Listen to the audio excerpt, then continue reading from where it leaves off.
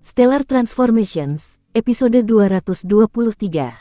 Untuk melihat video selengkapnya, sahabat bisa kunjungi playlist yang telah disediakan. Yuk mari, kita berimajinasi bersama dan masuk ke alur ceritanya.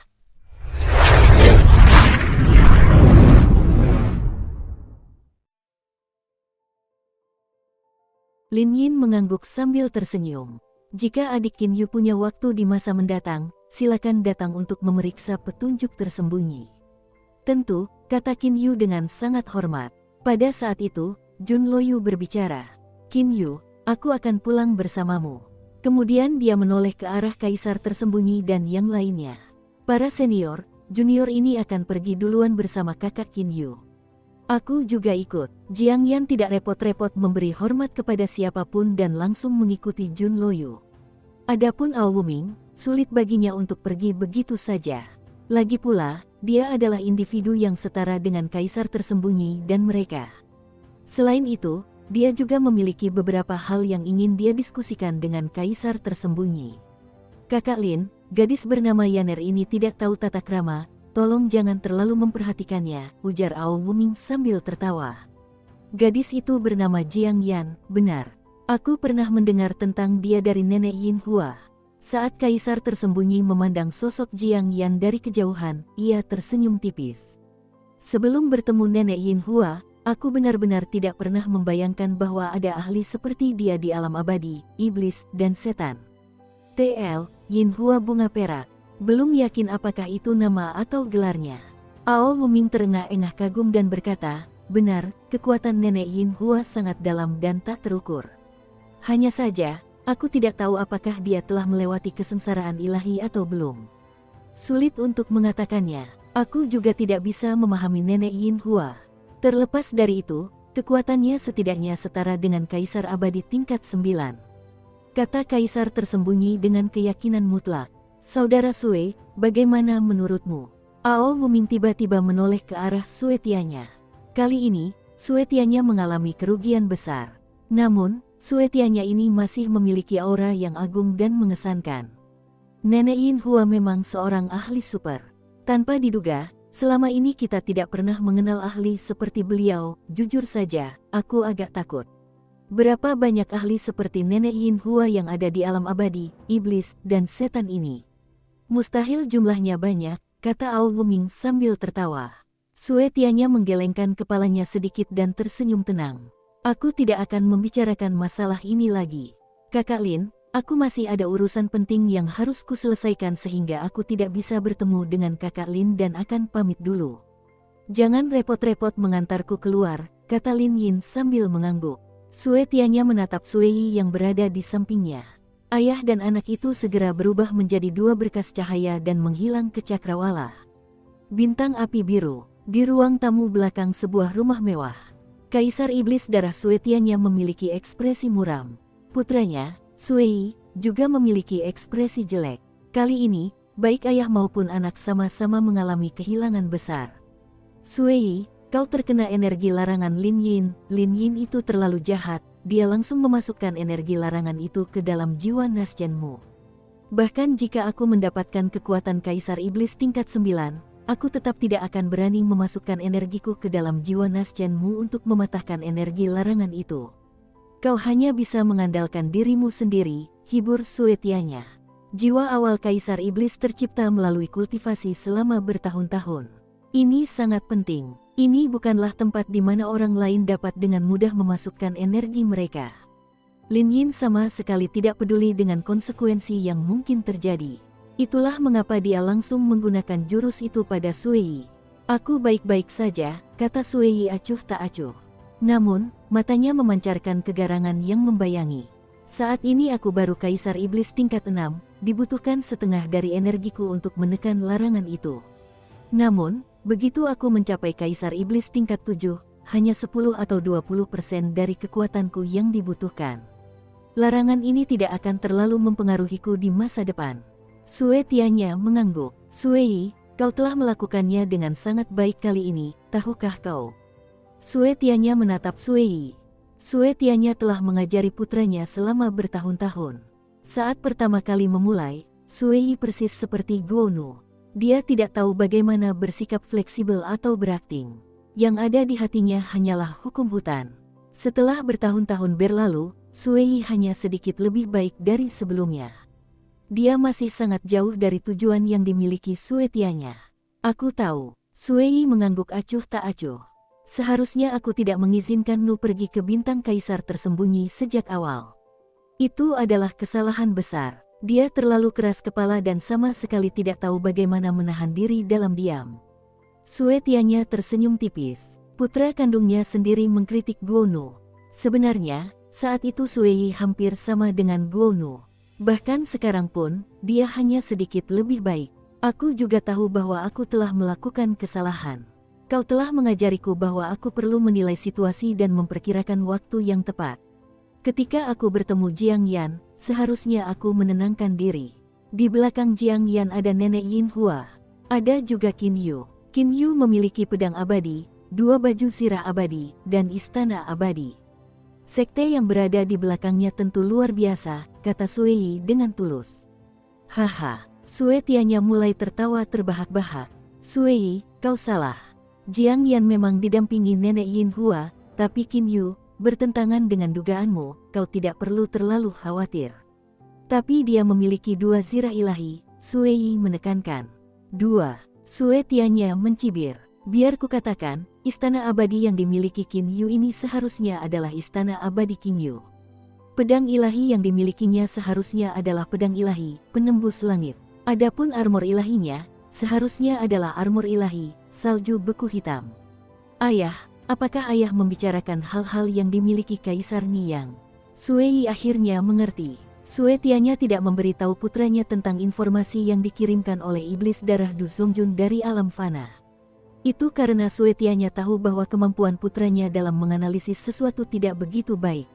Benar, jika aku tidak salah, maka nama asli Qin Yu ini seharusnya Lan Feng. Jika dia benar-benar Qin Yu, maka Qin Yu ini terlalu jenius.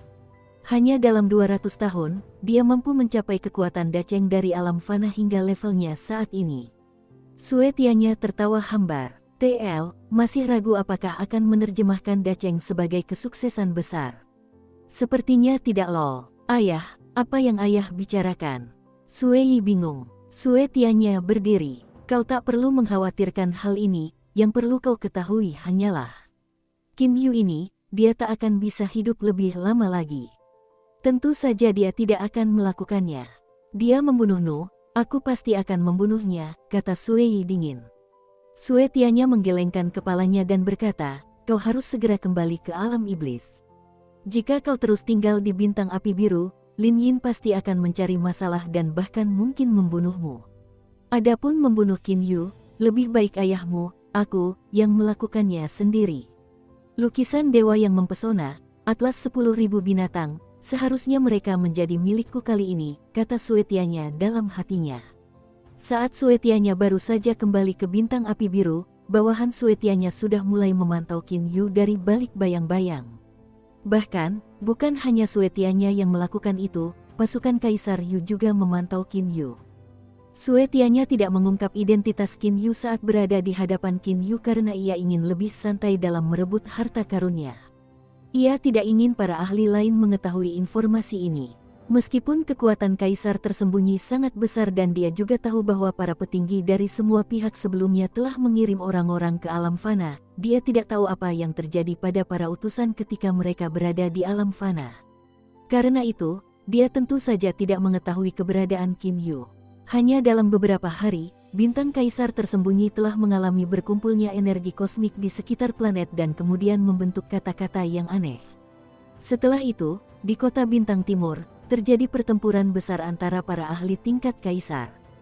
Terlepas dari apakah itu alam abadi, alam iblis, atau alam setan, semuanya memiliki beberapa ratus pasukan yang berada di dalam bintang Kaisar tersembunyi. Kekuatan-kekuatan besar bahkan telah meningkatkan jumlah pasukan di bintang Kaisar tersembunyi.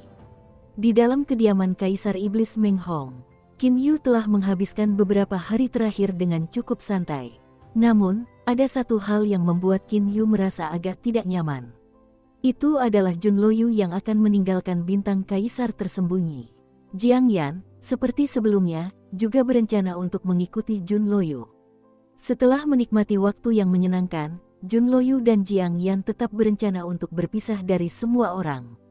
Di susunan pengangkut antar bintang dari bintang kaisar tersembunyi, saudara Qin Yu, kakak Wuming, Jun Loyu memaksakan senyum. Pertempuran dengan Sui telah menjernihkan pikiranku. Aku tidak akan lagi memikirkan hal-hal lain. Yang ingin kulakukan sekarang hanyalah fokus pada latihan. Aku berencana untuk kembali ke kampung halamanku, Bintang Air Biru, dan kembali ke pulau kecil yang damai tempat aku pernah berlatih. Saat kita bertemu lagi, setidaknya aku akan menjadi kaisar abadi tingkat 6 dan bahkan mungkin lebih kuat dari itu. Qin Yu sangat menyetujui keputusan Jun Loyu. Daripada berkelana, lebih baik tetap di satu tempat dan berlatih dengan tenang. Qin Yu pernah berpikir untuk menyuruh Jun Loyu memasuki alam Jianglan dan berlatih di sana. Namun, dia tahu satu hal. Dia perlu melanjutkan perjalanan menuju alam iblis. Dari sini ke alam iblis, dia pasti harus melewati wilayah Kaisar Yu. Perjalanan ini akan penuh bahaya dan dia tidak ingin Jun Loyu mengkhawatirkannya. Ao Wuming mulai terkekeh. Loyu, kau bilang bahwa saat kita bertemu lagi, kau setidaknya akan menjadi kaisar abadi tingkat 6 dan bahkan mungkin lebih kuat dari itu. Sebaiknya kau jangan sampai kami tahu bahwa kau hanya membual. Wuming, kaisar abadi jenius bukanlah orang yang suka bercanda. Lian Su yang berdiri di samping tertawa. Betapa berbakatnya kakakku Loyu, apakah kita perlu membahasnya lagi? Kata Jiang Yan dengan bangga. Qin Yu menepuk bahu Jun Loyu. Loyu, aku tidak tahu kapan kita akan bertemu lagi. Namun, aku berharap kau tidak mencari Sui untuk membalas dendam sebelum kau cukup kuat. Aku tahu. Jun Loyu mengangguk. Akhirnya, Jun Loyu dan Jiang Yan telah pergi. Adapun Qin Yu dan Ao Wuming, mereka tetap tinggal di bintang kaisar tersembunyi. Di dalam istana Naga Wuming. Apa? Kau bilang kau berencana memasuki pelatihan pengasingan di tengah ruang kosmik. Wajah Ao Wuming tampak sulit dipercaya. Saudara Qin Yu, istana Naga Wuming milikku ini sangat aman. Memasuki pelatihan pengasingan di tengah ruang kosmik sangat berbahaya.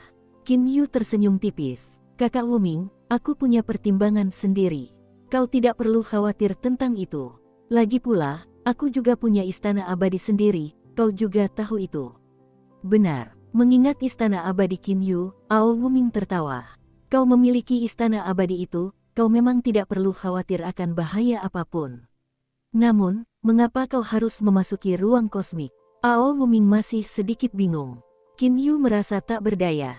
Dia tidak mampu memberitahu Ao Wuming bahwa dia akan menyerap energi roh elemen alam semesta dan memasuki alam Jianglan.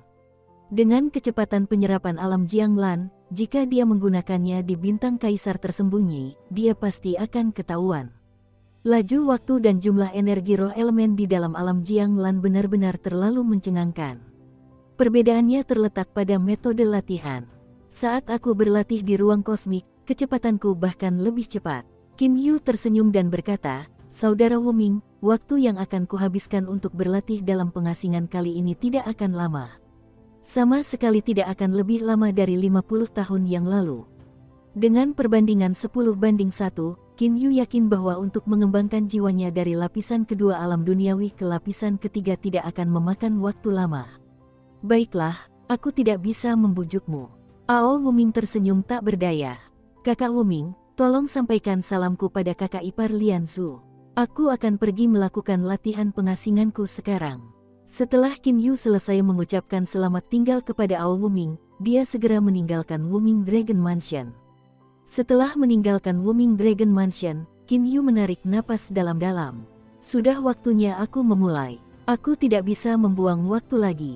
Setelah pelatihan pengasingan ini selesai, kekuatanku seharusnya mendekati level Kaisar Abadi. Stabilitas lubang hitam juga bisa ditingkatkan ke level berikutnya.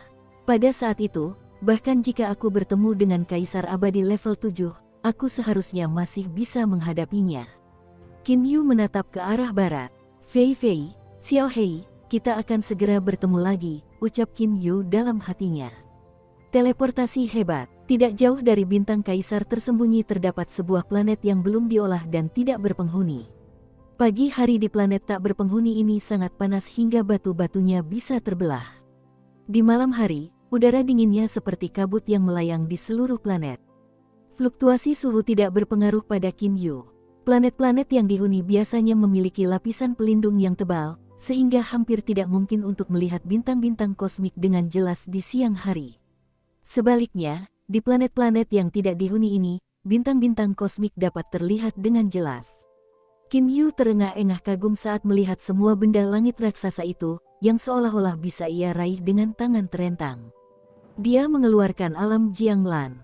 Kecil, kecil, kecil. Mengikuti niat Qin Yu, menara hijau kecil itu menyusut beberapa juta kali lipat. Karena itu adalah artefak ilahi, mengubah penampilannya bukanlah hal yang sulit. Qin Yu mengubah alam Jianglan menjadi titik hijau kecil. Setelah itu, alam Jianglan ditempatkan di bagian terdalam planet ini. Dengan suatu niat, Qin Yu berada di alam Jianglan. Di dalam lapisan dunia pertama alam Jianglan, Qin Yu berdiri tinggi di udara di lapisan pertama alam Jianglan sambil memandang ruang angkasa yang tak berujung. Energi roh elemen dari alam Jianglan ini perlu diambil dari dunia luar. Itu agak merepotkan. Namun, saat ini aku tidak perlu menyerap energi roh elemen dan hanya perlu mengolah jiwaku. Qin Yu mulai mengendalikan alam Jianglan untuk menyerap energi roh elemen. TL, ya, aku juga bingung sepertimu. Dia bilang dia tidak perlu menyerap energi roh elemen, lalu malah mulai menyerapnya. Tepat ketika Qin Yu baru saja menguasai alam Jianglan. Bang, suara aneh terdengar dari seluruh planet tak berpenghuni tempat Qin Yu berada. Suaranya seperti botol air yang diletakkan di sungai dan bergelembung. Setelah itu, di sekitar planet tak berpenghuni ini muncul sesuatu seperti pusaran tak terlihat. Semua energi roh elemen alam semesta mulai diserap oleh pusaran tak terlihat itu. Peredaran energi roh elemen di alam abadi, iblis, dan setan juga sangat bercampur dan kacau. Namun, sejak saat Qin Yu mulai mengendalikan alam Jianglan, seluruh energi roh elemen tak terbatas dari medan bintang Teluk Indigo mulai mengalir perlahan menuju planet tempat Qin Yu menjalani pelatihan pengasingannya. Air mengalir ke tempat yang lebih rendah. Bagian dalam alam Jianglan terasa hampa, sedangkan alam abadi, iblis, dan setan dipenuhi dengan energi roh elemen. Oleh karena itu, energi roh elemen terus mengalir ke alam Jianglan. TL, saya cukup yakin ungkapan air mengalir ke tempat yang lebih rendah bukanlah referensi yang tepat.